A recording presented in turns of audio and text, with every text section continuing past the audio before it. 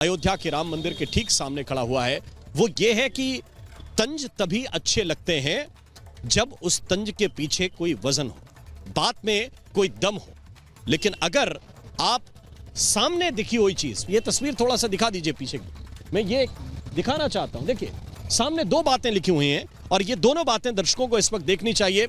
मैं फिर लोगों से संवाद भी करूंगा। एक लिखा हुआ है कि जाति पाति पूछे नहीं कोई, हरि को भजे सो हरि को होई।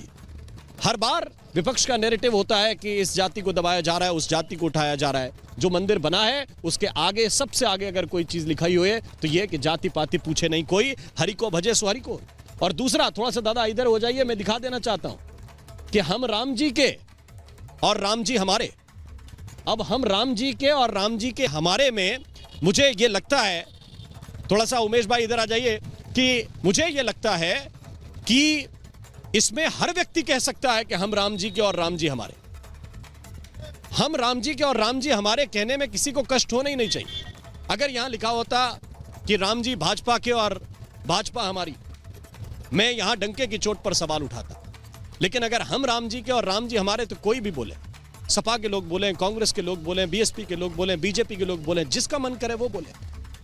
अब ये बात तारिक लारी साहब जो मैंने आपसे पूछी थी कि एक चीज यह है कि आप किन संस्कारों को बताने की कोशिश कर रहे हैं और दूसरी कि आपकी भाषा किस स्तर की है। आपके एक नेता इटावा के सांसद हैं, वो सवाल पूछ रहे हैं कि ये आरएसएस का ध्वज लहरा रहे हैं कि देश का ध्वज लहरा रहे हैं प्रधानमंत्री। दूसरी तरफ ये अखिलेश यादव कह रहे हैं कि 2047 तक वो रहेंगे कि नहीं रहेंगे। मुझे दोनों बातों पर आप जवाब दीजिए। कहे हैं कि राम जी हमारे, हम राम जी के, तो मैं कहूंगा माता रानी की जय। ओम जयंती मंगला काली भद्र काली कपालिनी दुर्गा क्षमा शिवा धात्री स्वाहा सदा नमस्तुते। मैं भगवान शंकर की जय बोलूंगा। मैं उनका कहूंगा श्वेतांगम श्वेत वस्त्रम श्वेत चंद्रम विभूषितम नीलकंठम चंद्राहिधरे देवाधिदेवम नमस्तुते। मैं कृष्ण जी की जय बोलूंगा और कहूंगा यदा यदा ही धर्म से ग्लानिर्भवति भारत अभ्युत्थानम अधर्म से तदात्मानम सृजाम्यहं परित्राणाय साधूनां विनाशाय दुष्कृतां धर्म संस्थापनार्थाय संभवामि युगे युगे। जरूरी है मैं राम जी को पूछूं? जरूरी नहीं है, बिल्कुल जरूरी नहीं है। शैव अलग है, शाक्त अलग है और राम जी के भक्त अलग है। हर आदमी हर जगह एक कम्युनिटी बटी हुई है। के भक्त हैं? अरे नहीं लारी जी, आप शिव के भक्त हैं। हम तो सर भारत के भक्त हैं, इस देश के भक्त हैं और इस देश के आप जो बात कह रहे हैं मुझे बताइए कि आप राम जी नहीं लेंगे, कोई जरूरी नहीं। मैंने कह दिया कि जरूरी नहीं, आप शिव के भक्त हैं। शर्मा जी, मैं माँ लक्ष्मी माता रानी का भक्त हो सकता हूँ, आदि शक्ति जगदम्बा माई का भक्त हो सकता हूँ, मैं भगवान शंकर का भक्त हो सकता। अरे छोड़िए, ऐसे ऐसे मुल्ला मौलवी मेरे ठोकरों पे हैं जूते के, छोड़ दीजिए आप चौधरी साहब। ऐसे मौलवी मुझे फर्क नहीं पड़ता है, मुझे फर्क नहीं पड़ता ऐसे मुल्ला मौलवियों के। वो उन लोगों के वो उसमें वो आप लोग हैं, जब पाला बदलना चाहे बदल के आ जाते हैं, उसके बाद मौलानाओं का बैठ कर वो करने लगते हैं भजन, मुल्ला जी मुल्ला जी मुल्ला जी जिंदाबाद आप लोग करते हैं। मैं मुल्ला जी को ठोकरों में रखता हूँ। आप अभी पाला बदलेंगे, अभी आप ही सबसे पहले चौधरी साहब, आप सबसे पहले बंदे होंगे जो मुल्ला जी की जय बोलेंगे। ये तारिक लारी, ये रिपब्लिक भारत है। देखिए मैं दो बातें कहना चाहता हूँ, इस जीवन में दो बातें कहना चाहता हूँ कि भाषा में संयम रखिए। अगर एक मिनट चौधरी साहब, मैं एक मिनट आपके पास आना चाहता हूँ। अगर आप किसी संत का अपमान करेंगे तो भी मैं टोकूंगा, और अगर आप ये कहेंगे कि मुल्ला को ठोकरों पे रखता हूं तो भी मैं सुनूंगा नहीं।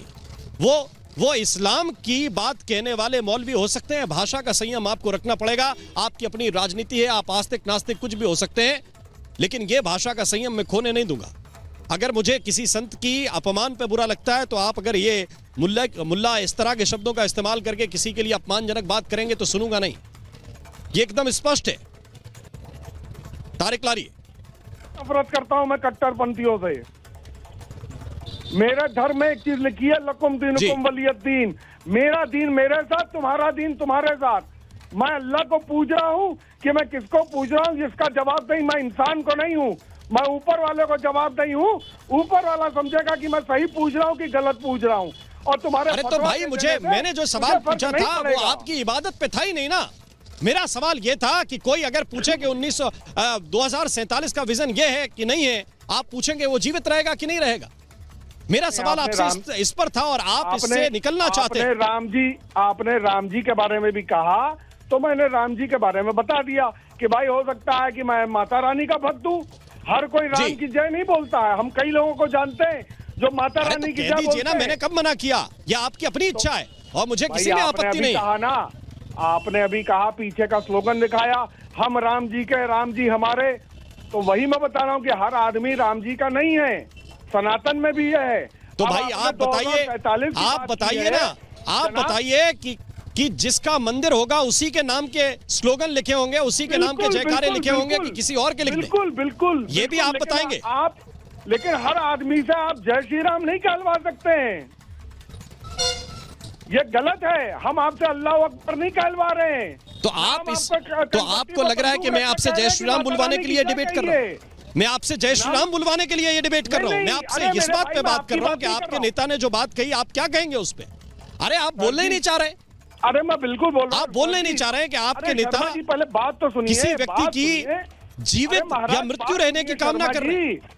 आप सवाल का जवाब नहीं देना चाह रहे। आप कह रहे हैं कोई जय श्री राम नहीं बुलवा सकता। मैंने कहा कि बोलिए, मैंने कहा आपसे कि बोलिए। अरे बात तो सुनिए, आपने अभी डायलॉग बोला था जो राम का वो हमारा है, और जो क्या पीछे स्लोगन लिखा उस पर मैंने जवाब दिया। अब आपने अखिलेश जी की बात कही है 47 वाली, तो भाई जी सामान 100 बरस का, पल की खबर नहीं।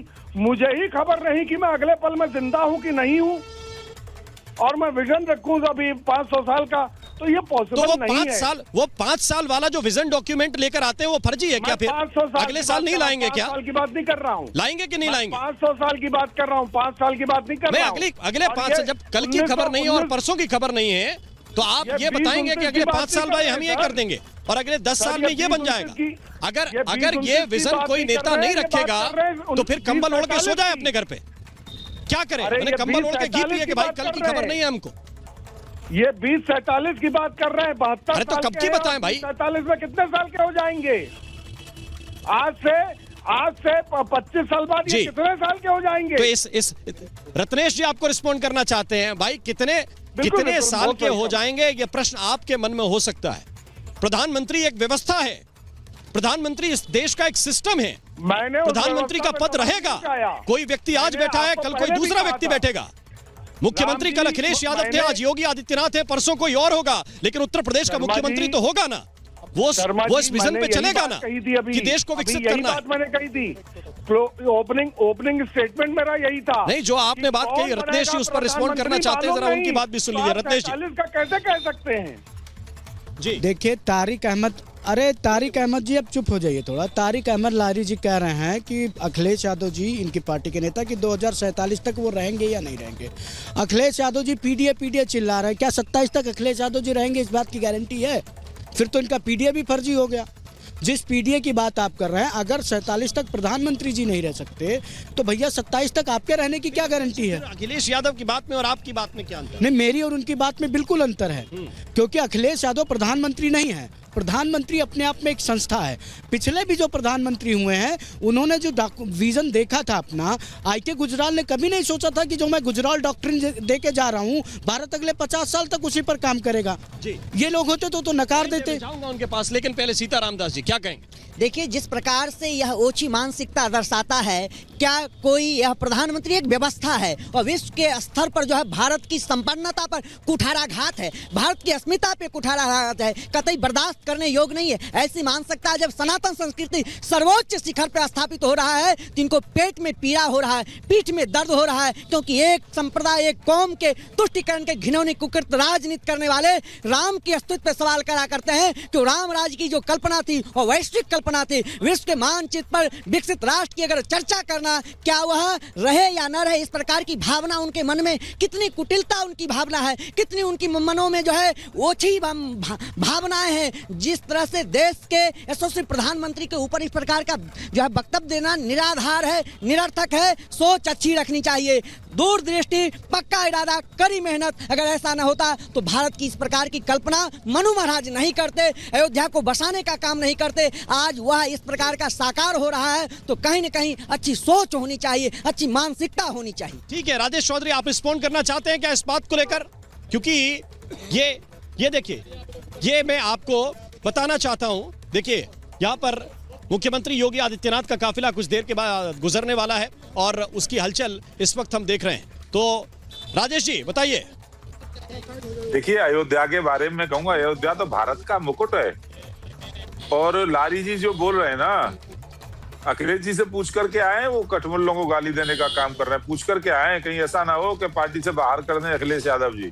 सोच समझ करके बोले भैया। हम नहीं हो आप, नहीं, हम तो आपके शुभचिंतक हैं भाई लारी साहब। नहीं, हम आपके शुभचिंतक हैं भाई। जरा सोच समझ के बोलिए, क्योंकि आपकी पार्टी का आधार वही है। आपकी पार्टी को कठमुल्ला ही चलाते हैं, मौलवी ही चलाते हैं, बाजार पे बैठने वाले आपकी पार्टी को चलाते हैं। सोच बोलिए, हम तो आपके शुभचिंतक हैं भाई। आप अच्छे आदमी नजर आ रहे हैं हमको, तो इसलिए हम तो आपके बारे में भला सोच रहे हैं।